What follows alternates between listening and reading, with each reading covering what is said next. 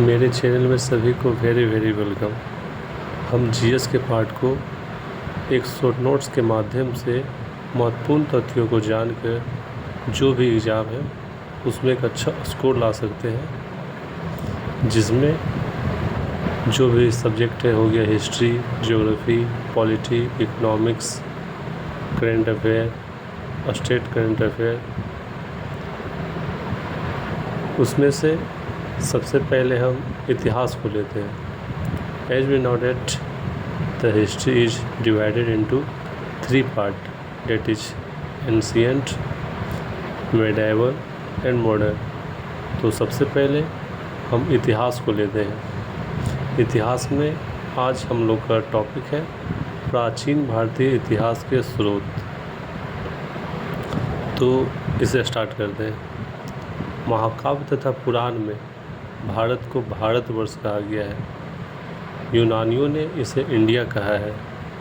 मध्यकालीन मुस्लिम ने इसे हिंद अथवा हिंदुस्तान के नाम पर संबोधित किया है। स्रोत के इतिहास को जानने का तो धर्म ग्रंथ, ऐतिहासिक ग्रंथ, विदेशियों का विवरण, पुरातत्व संबंधी साक्ष्य, जिसका स्रोत है जानने का। वेद के रचयिता कौन किया है? वेद के रचयिता है महर्षि कृष्ण द्वैपायन वेद व्यास। एक लाइन में वेद व्यास, पूरा नाम है महर्षि कृष्ण द्वैपायन वेद व्यास। ऋग्वेद के बारे में जानते हैं। ऋग्वेद के रचयिता विश्वामित्र। ऋग्वेद किसे कहते हैं? तो ऋग्वेद ऋचाओं के क्रमबद्ध ज्ञान के संग्रह को ऋग्वेद कहा जाता है। इसमें 10 मंडल, 1028 सूक्त, 10,462 ऋचाएँ हैं। 10 मंडल में जो महत्वपूर्ण मंडल है इसे वर्णित किया गया है, जो एग्ज़ाम में बार बार पूछ लिया जाता है। तीसरा मंडल में गायत्री मंत्र का उल्लेख है। गायत्री मंत्र किसे समर्पित है? तो सूर्य देवता सवित्री को समर्पित गायत्री मंत्र का उल्लेख है तीसरा मंडल में। 7वां मंडल में दशराज युद्ध का वर्णन किया गया है, दशराज युद्ध। 8वां मंडल में हस्तलिखित ऋचाओं को खील कहा जाता है, जिसका वर्णन 8वां मंडल में है। 9वां मंडल देवता सोम का वर्णन है।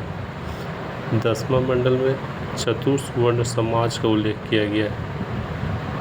इसके पाठकर्ता को होत्री कहा जाता है। इसके अर्थात ऋग्वेद के पाठकर्ता को होत्री कहा जाता है। वामनावतार के 3 पग का वर्णन ऋग्वेद में मिलता है। ऋग्वेद में इंद्र के लिए 250 और अग्नि के लिए 200 ऋचाएँ का उल्लेख किया गया है। अब आगे पढ़ते हैं यजुर्वेद, सामवेद और अथर्ववेद। यजुर्वेद के बारे में, यजुर्वेद किसे कहा जाता है? तो श्वासवर पाठ के लिए मंत्रों तथा बलि के समय अनुपालन के लिए नियमों का संकलन यजुर्वेद कहलाता है। श्वासवर पाठ के लिए मंत्री तथा बलि के समय अनुपालन के लिए नियमों का संकलन यजुर्वेद कहलाता है। इसके पाठकर्ता को अध्वर्यु कहा जाता है। ऋग्वेद में कहा जाता था होत्री, यजुर्वेद में इसके पाठकर्ता को अध्वर्यु कहा जाता है। इसमें गद और पद का वर्णन है। पूछा जाता है किस वेद में गद और पद का वर्णन है? तो यजुर्वेद। सामवेद, यह गाई जा सकने वाली वेद है। कौन सी वेद है जो गाई जा सकने वाली वेद है? सामवेद। भारतीय संगीत का जनक कहा जाता है सामवेद को। इसके पाठकर्ता को उदात्री कहा जाता है। सामवेद के पाठकर्ता उदात्री। अथर्ववेद के पाठकर्ता को अथर्वा कहा जाता है। इसके पाठकर्ता को अथर्वा कहा जाता है। इस वेद के रचयिता कौन है? अथर्वा ऋषि। इसमें जादू टोना, तंत्र मंत्र, औषधि, प्यार, विवाह, विश्वास, अंधविश्वास इत्यादि का वर्णन मिलता है। कन्याओं के जन्म की निंदा करता है कौन सा वेद? अथर्ववेद। किस वेद में सभा और समिति को प्रजापति का 2 पुत्री कहा गया? तो अथर्ववेद में ही सभा और समिति को प्रजापति की 2 पुत्री कहा गया है।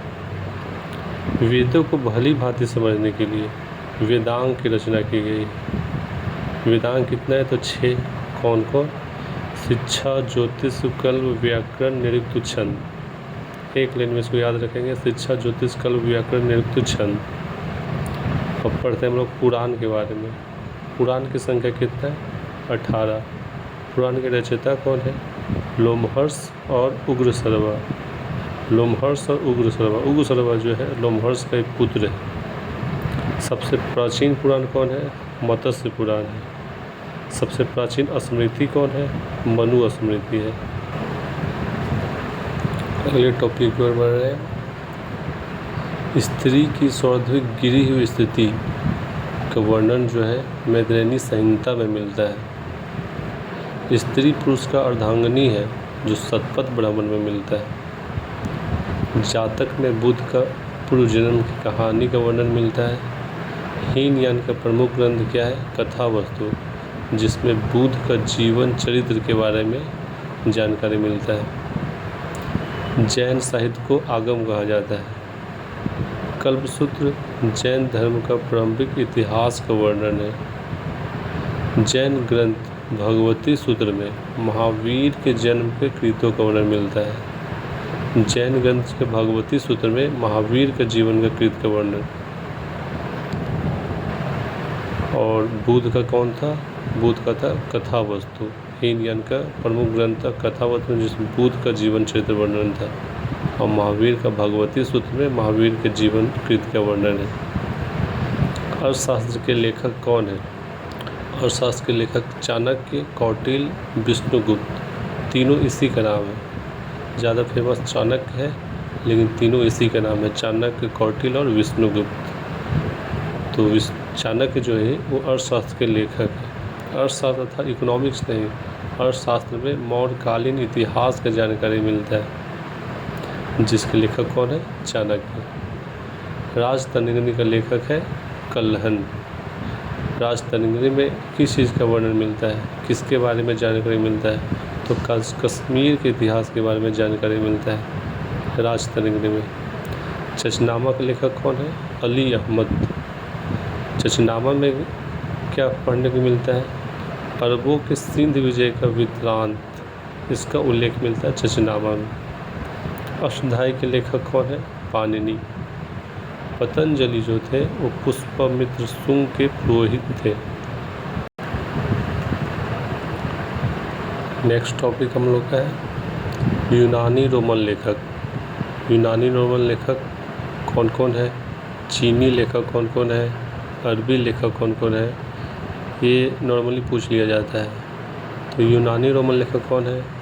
तो है टेटियस, हेरोडेटस, सिकंदर, डायमेकस, मेगास्थनीज, डायनोसिसियस, टॉलमी, प्लिनी। ये सब सारे जो यूनानी लेखक हैं। एक बार फिर से नाम को रिपीट कर रहे हैं। टेटियस, हेरोडेटस, सिकंदर, मेगास्थनीज, डायमेकस, डायनोसिसियस, टॉलमी और प्लिनी। ये सारे जो है यूनानी लेखक हैं। इसमें से सिकंदर के साथ आने वाला है नियार्कस, आनेस्ट्रिक्टस और सिटेबुलस। अब चीनी लेखक कौन कौन है? चीनी लेखक है फाहियान, संयुगन, हेनसांग और इत्सिंग। ये सारे जो चीनी लेखक हैं। कौन है चीनी लेखक? फाहियान, संयुगन, हेनसांग और इत्सिंग। अरबी लेखक अल-बरूनी और इब्न बतूता। अल-बरूनी और इब्न बतूता अरबी लेखक है। इसके अंदर कुछ क्वेश्चन जो एग्जाम में पूछा जाता है। इतिहास के पिता किसे कहा जाता है? हेरोडेटस। हेरोडेटस यहाँ पे थे जो यूनानी लेखक है, इसी को कहा जाता है इतिहास के पिता, हेरोडेटस। इसने एक पुस्तक लिखा था हिस्टोरिका। पुस्तक का नाम है हिस्टोरिका। मेगास्थनीज के बारे में जानते हैं। मेगास्थनी जो था वो सेल्यूकस निकेटर का राजदूत था। सेल्यूकस निकेटर का राजदूत था मेगास्थनीज। मेगास्थनी जो था चंद्रगुप्त मौर्य के राज दरबार में आया था। इसने एक पुस्तक लिखा था इंडिका। ये पुस्तक लिखा था। इस पुस्तक के बारे में मौर्ययुगीन समाज के बारे में जानकारी मिलता है। चूँकि चंद्रगुप्त मौर्य के राज दरबार में आया था, इसलिए मौर्य के बारे में लिखा है। तो मौर्ययुगीन समाज के बारे में लिखा था। डायमेकस सीरियन नरेस एंटियोकस का राजदूत था, जो बिंदुसार के राज दरबार में आया था। और डायनोसिसियस जो था फिलाडेल्फस का राजदूत था जो अशोक के राज दरबार में आया था। भारत का भूगोल टॉलमी लिखा है। नेचुरल हिस्ट्री की पुस्तक है, किसने लिखा? प्लिनी लिखा है। और फाहियान जो था चंद्रगुप्त द्वितीय, जिसको विक्रमादित्य भी कहा जाता है। चंद्रगुप्त द्वितीय जिसको विक्रमादित्य कहा जाता है, इसके राज दरबार में आया था फाहियान। इसके यात्रा वृत्तांत को कहा जाता है फ्रोयुकी। किसका यात्रा वृत्तांत है? तो फाहियान का। संयुगन 518 ईस्वी में भारत आया, जिसने बौद्ध धर्म की जानकारी ली थी। हेनसांग जो था हर्षवर्धन के शासनकाल में आया। ये जो 630 ईस्वी में आया और 645 में लौट गया, मतलब 15 वर्ष यहाँ ठहरा, 630 में आया और 645 में लौट गया। हेनसांग के अध्ययन के समय नालंदा विश्वविद्यालय के कुलपति कौन था? तो आचार्य शीलभद्र थे। ये क्वेश्चन इंपॉर्टेंट है। जब हेनसांग आया था तो नालंदा विश्वविद्यालय के कुलपति कौन था? तो आचार्य शीलभद्र। हेनसांग के यात्रा वृत्तांत को सीयुकी कहा जाता है। फाहियान का फ्रोयुकी, हेनसांग का सीयुकी।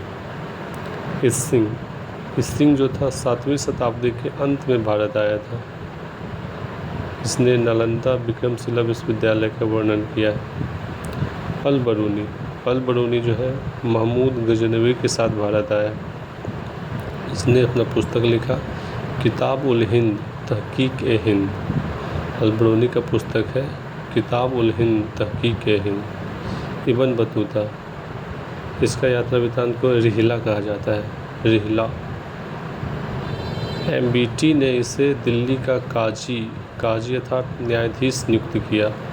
कब किया? तो 1331 ईस्वी में।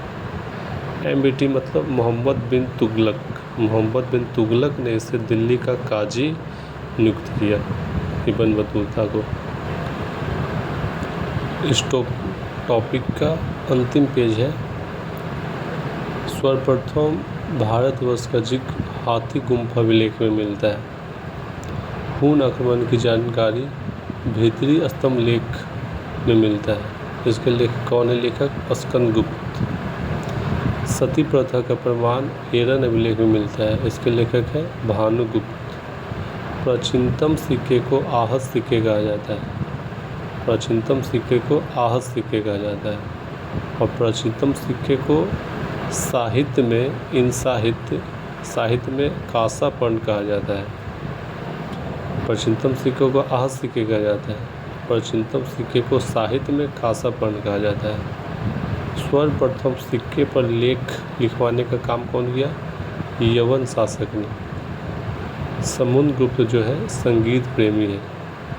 अरिकमेड्डू जो पुदुचेरी के निकट है, वहाँ से रोमन सिक्के प्राप्त हुए हैं।